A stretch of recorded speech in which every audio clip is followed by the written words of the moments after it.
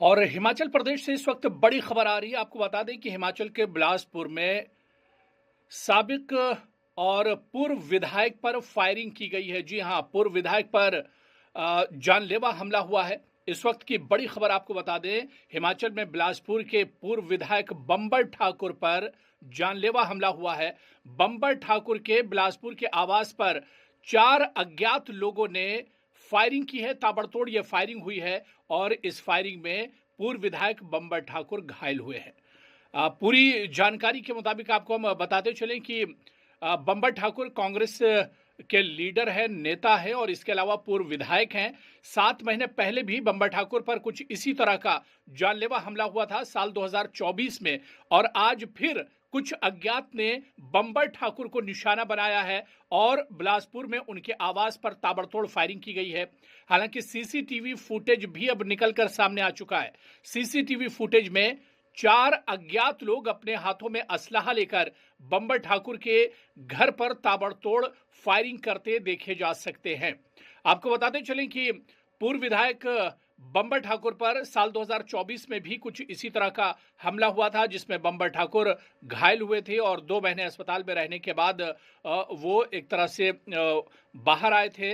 लेकिन और ठीक 2 महीने पहले ही बंबर ठाकुर ने एक प्रेस कॉन्फ्रेंस की थी, पीसी की थी, प्रेस वार्ता की थी और इस प्रेस वार्ता में उन्होंने अपनी जान को खतरा बताया था और कहा था कि जिस तरह से वो चिट्टा और नशे के खिलाफ आवाज उठा रहे हैं, ऐसे में उनकी जान को खतरा है।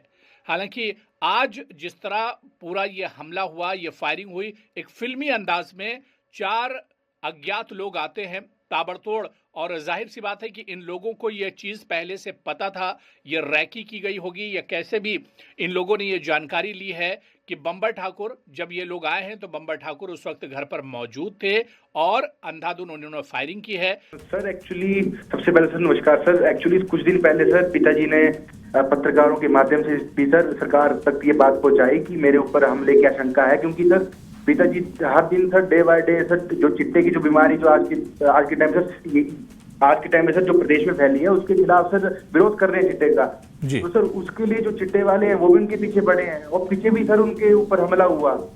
तो मेरा तो सर यही मुझे लगता है कि सर ये कहीं जो जिन्होंने पहले हमला कराया वो भी हो सकते हैं। अब सर 4 लोग थे। उस समय सर मैं नहाने के लिए गया और मुझे ऐसा पता लगा कि बाहर फायरिंग हो रही है, और सर जैसे मैं बाहर पहुंचा तो मेरे बड़े भाई आए और उन्होंने कहा कि ऐसे पिताजी के ऊपर फायरिंग हुई है, और सर उसके बाद उनको अस्पताल ले गए। तो सर ईशान, पिताजी की इस वक्त हालत कैसी है? सर एक्चुअली मैं सर जैसे बाहर निकला सर पिताजी को अस्पताल ले गए।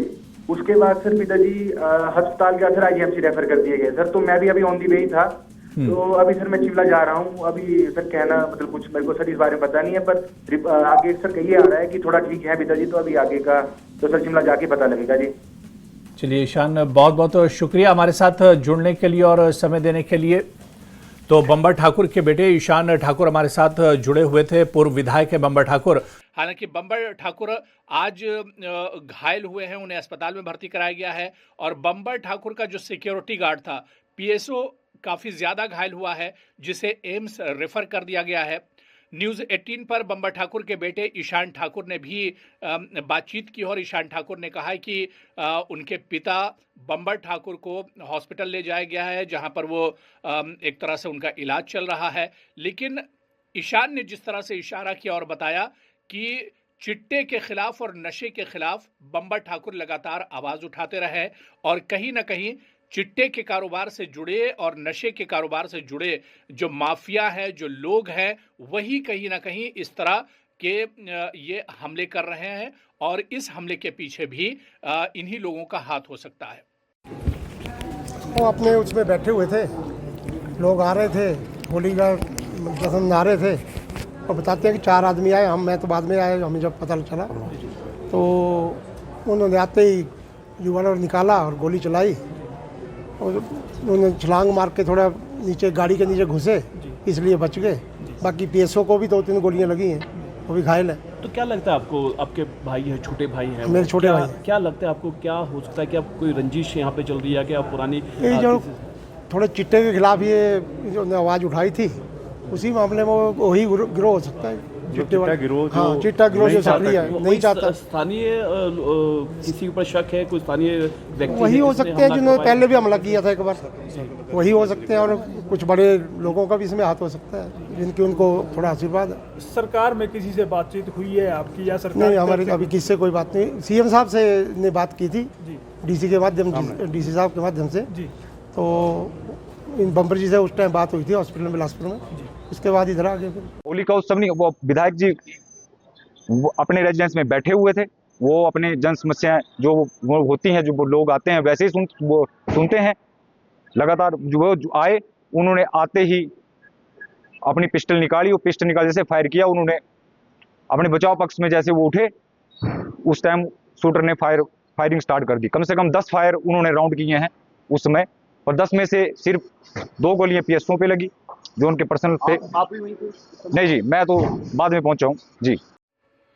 तो पुलिस अब इस पूरे मामले की जांच पड़ताल कर रही है, सीसीटीवी फुटेज को खंगाला जा रहा है और तमाम एंगल से इस पूरे मामले को देखा जा रहा है, क्योंकि जिस तरह से 7 महीने पहले 2024 में बम्बर ठाकुर पर हमला हुआ था, क्या उसके तार भी इस हमले से जुड़े हुए हैं, या इसके अलावा अदालत में जिस तरह से इससे पहले के जो मुल्जिमीन थे उन पर अटैक हुआ था, क्या उससे जुड़ा हुआ ये मामला है, और क्या वाकई में चिट्टे के जो माफिया हैं, नशे के जो माफिया हैं, क्या उनका इसके पीछे हाथ है। इन तमाम एंगल से पुलिस इस पूरे मामले पर जांच पड़ताल कर रही है, और जांच पड़ताल के बाद ही एक तरह से इस पूरे मामले से पर्दाफाश होगा।